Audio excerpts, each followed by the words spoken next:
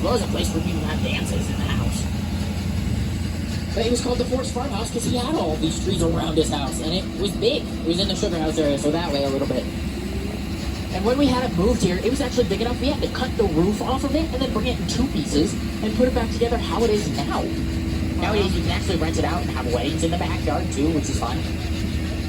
The reason it's pink in color is because until about the 1920s, pink was a boy color with blue being for girls. Do you guys know that?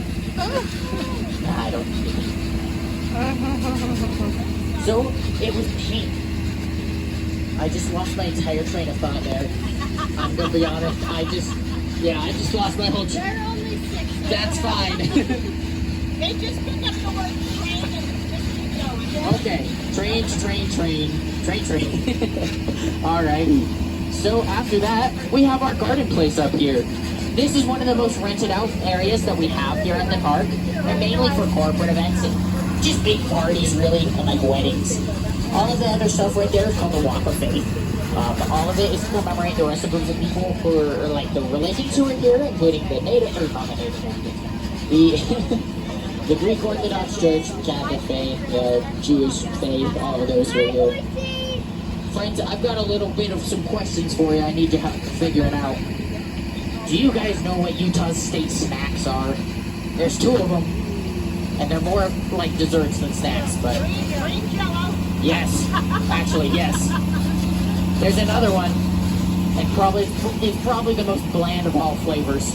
Popcorn? No. Cold. Huh? Cold. Cold. It's cold stuff. Oh, ice cream? Yep, it's vanilla ice cream and green Jello. Utah eats more of those than any other states. And it's kind of fitting, but also like, can we have something else? After that, do you guys see the wagons? You see the wagons? You saw the wagons and the horses? We do have more horses. We're coming up on those. Alright, do you guys see the big ship buildings right there? That's a fort. Forts were mainly used as a kind of way of protection because we really didn't have police out here yet. That one specifically is called Fort Brick Salt Lake City. And it was where Salt Lake City is now. And when it works, it'll have a telegraph line, which I don't think many of you know what that is.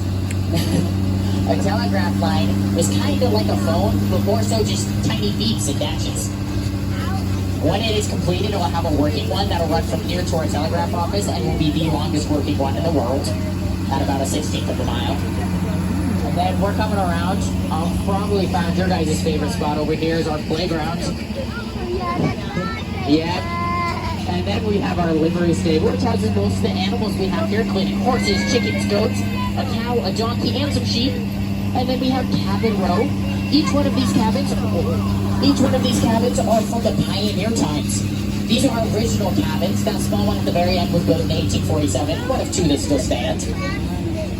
And then we have the blacksmith cabin over here. The blacksmith would make more of the metal workings needed to fix your hand carts and wagons, as well as tools necessary to do so. This building right here is called the Pack House. It is a replica, but it's the original one that started the University of Deseret, or it's more commonly known today, the University of Utah. Then we have the pay cabin here. Guys, that cabin right there is about the size of a bedroom. So probably about the size of some of your bedrooms. Yeah. Richard and Mary Global Pay lived and raised 7 of their 13 kids in that house. Then we have a replica of the Heber C. Kimball House. It's a big house. His original house was in the northeast corner of North Temple. The stone wall around his house is pretty significant, basically meaning important, as Heber C. Kimball would actually pay a lot of the early immigrants and other people coming into the area to build up and take down the wall as a source of money until they were able to find another job. I swallowed a bug. Excuse me. Okay, here we have our Huntsman Hotel. The original one was in Fillmore, Utah, which is also the capital of Utah for a little bit. And then we have Main Street, as well as our ZCMI store. Guess what, guys? That's a candy store. This is an original building. ZCMI was the first department store in America. Or, you ever been in a Walmart? Yeah. That's what it started from. Not Walmart specifically, but, that's what its kind of forefather is.